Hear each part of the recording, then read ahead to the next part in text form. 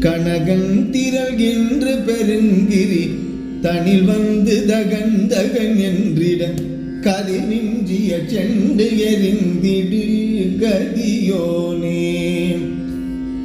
கடமின்றி அனந்த விதம் புனர் கவலந்தனை உண்டு வளர்ந்திட கரியில் துணை என்று பிறந்திடு முருகோனே.